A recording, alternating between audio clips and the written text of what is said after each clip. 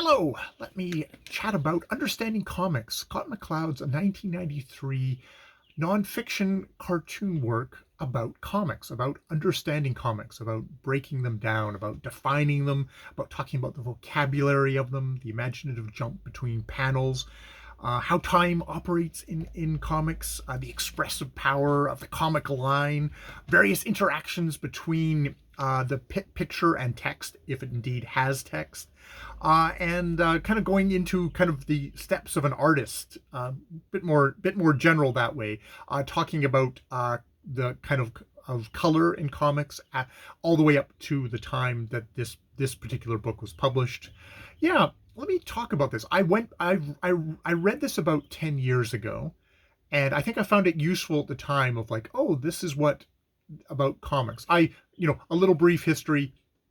For me, I grew up with comics. I grew up reading Tintin and Asterix, and I was up until I was like 14 or 15, I was heavy into superhero comics until just sort of the economics of it. I went, oh, wait a minute, I can go to a secondhand bookstore and I can buy a paperback sci-fi or fantasy novel, and that'll take me a lot longer to read than a comic, which only takes me this amount of time to read. And probably at that point as a teen, it was just like consume next, consume next. There wasn't any of this, let's linger over the image. And which a lot of comics actually do invite, and I get into that now.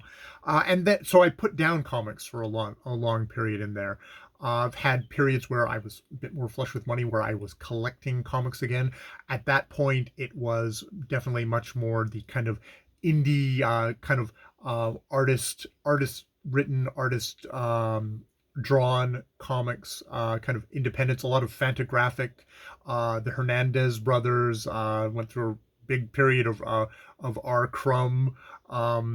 But also as I've gone on, I've a lot more stuff from the library now, a lot more female comics. The Bechdel comes to mind as a big favorite of me, but and also looking at comics in all sorts of genres, not just simply sort of more kind of autobiographical, which was definitely a big trend there for a while, but also getting into kind of journalism comics. Joe Sacco is somebody I've really enjoyed, and I just read his Paying the Land comic. So, and I've been talking more about comics on this channel, and I thought I should really go back to understanding comics because I think a big part of it was it was laying down vocabulary of what is a comic, and also the many kind of different effects and techniques that are unique to comics, and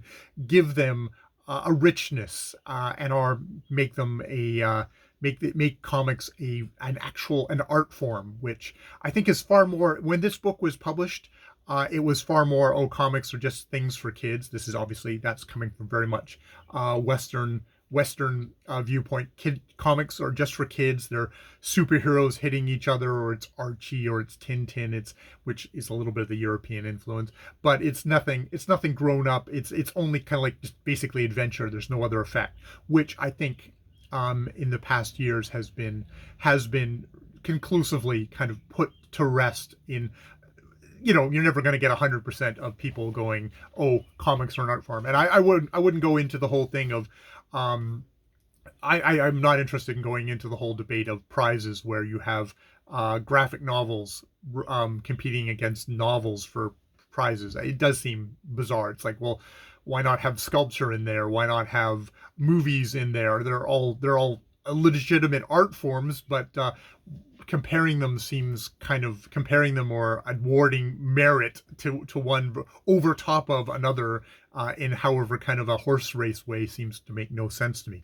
That said, I found that this book does a lot of pleading for that. Scott McCloud goes very much into the history, which starts off with his definition of what a comics is. And here I'm going to read this out because he spends the first chapter just defining comics, and he comes up with the thing of its juxtapose pictorial and other images in deliberate sequence intended to convey information and or to produce an aesthetic response in the viewer. So he's going for a very expansive definition of what constitutes comics, because maybe a more narrow view would say, oh, this is something that happened at the late 1800s and into the 1900s is where comics start. But with that more of an open kind of a view of what comics, he's going back to Egyptian, he's going back to Incan times, and far more of this idea of juxtaposed pictorial and other images in deliberate sequence intended to convey information. So it's a convey information or produce an aesthetic response, because this book is very much, I think, one of the great strengths of comics. I see this in this book. I see this in Joe Sacco's reporting work, is how good it is at conveying a ton of information in a very understandable and digestible way, that is different from a straight nonfiction book, but actually is able to pull off effects that just a straight nonfiction book full of text isn't able to actually get, especially if you're not, strangely enough, if you're not that visual, having a picture to look at can actually help you visualize stuff and understand stuff way quicker than someone who, devotes pages after pages after pages to describing something that you have trouble yourself putting together in your head.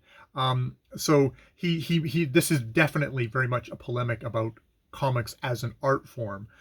He goes through some of the kind of the basics, which actually I think are going to be useful to me going forward, talking about other graphic novels on this. The idea of the imaginative jump between two panels, and really breaking it down. This is Scott McCloud is a very you can tell from that definition, is a very he has a very systematic mind, which makes him ideal for sort of doing kind of critic work of like, okay, we need to let's make some definitions, let's make some divisions here. He is the first one to say, this is just the best definition I can come up with. I hope people will come up with other definitions and argue with me about it and talk about this and take comics seriously.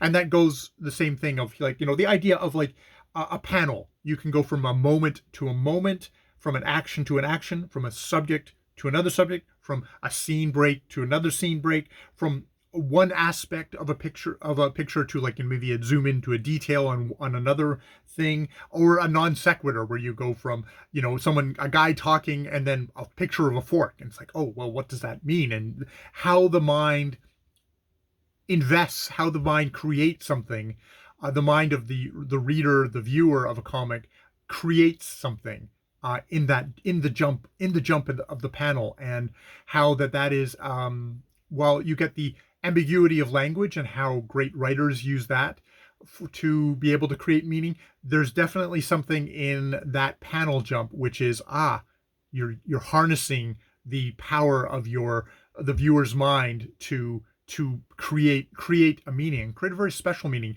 and create something more than just biff pow bang. There's some great nuanced work that is going on here. Does the same thing with the ideas of time, stuff with panel layout of, oftentimes, in Western comics, it's going from right to left, left to right, damn it, from left to right, as I read a book, as I've done quite a few books, you're going from left to right, and then back again and back again and back again. But there's various ways you can guide the viewer's eye through a thing, and it's a talent. And even the best cartoon artists can kind of mess that up and confuse the reader, or different effects. And also noting that this is very much where he definitely benefits from the early onset, I would say, of saying how Japanese tradition of comics, which has definitely developed on its own, has developed its own traditions. And one of those is how they're reading the opposite way, anyone who's dipped into that stuff. But also going into there's a certain kind of symbology that gets developed in comics to mean things. This can be like, action lines.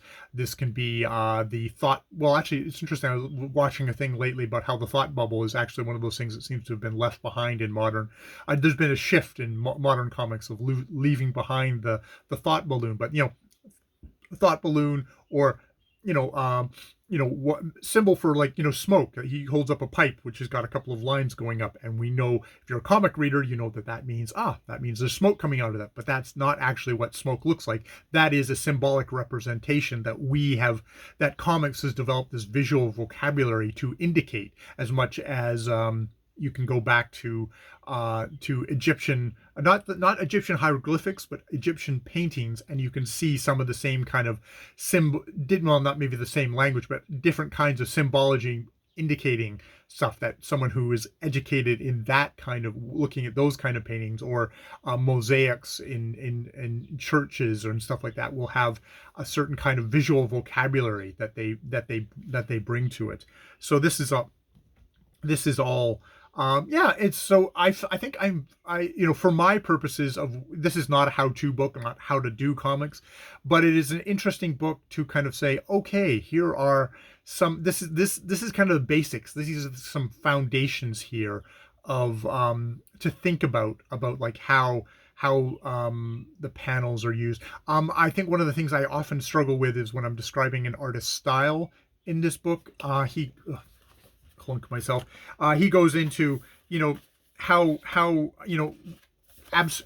styles, you get you can go from very kind of photorealistic to slightly to abstract, very abstract, to you end up with the face represented by just a circle and a couple of lines, like almost complete abstraction. And indeed, he kind of comes up with this kind of a triangle of, over here you have reality, over here, reality, like, pictures, basically, photorealistic pictures, and they're getting more and more abstract until you get to the very other side, where you get to you get to language, face, or two eyes, one nose, one mouth, and just the other side of that would be just the circle, the line, and the two dots.